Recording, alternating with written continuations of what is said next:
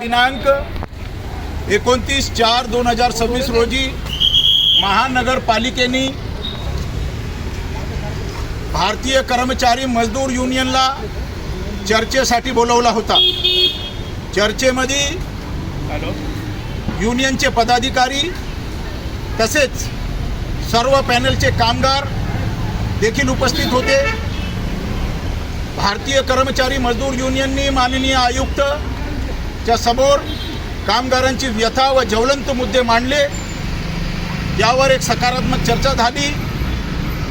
महादेव कोळी संघटनेचे पनवेल या शहराचे काम पाहणारे गोहिर साहेब, नेटकेताई, अजून सर्व कामगारांनी ताई इथं या तुम्ही, सर्वांनी आपले आपले स्तरावरून मुद्दे मांडले।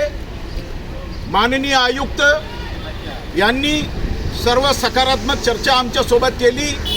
महानगरपालिकेने सर्व मागण्या कामगारांची मान्य केली आणि त्याच्यावर परत उपायुक्त महोदयांनी सांगितलं की सरचिटणीस बरोबर 2 दिवस आधीच आम्ही चर्चा करून आणि त्यानंतर आम्ही इतीवर तुम्हाला तयार करून देऊ।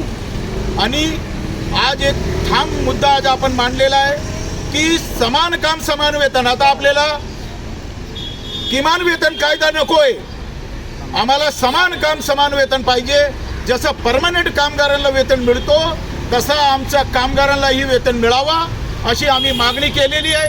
आणि लवकरात लवकर ते आमची मागणी मंजूर होतील, कारण हा प्रस्ताव आता शासनाकडे महानगरपालिकेच्या मार्फत जाणार आहे। दुसरा आम्ही सांगितलेलं आहे की सर्व कामगारांना रेग्युलर कर्मचारीचा दर्जा मिळावा।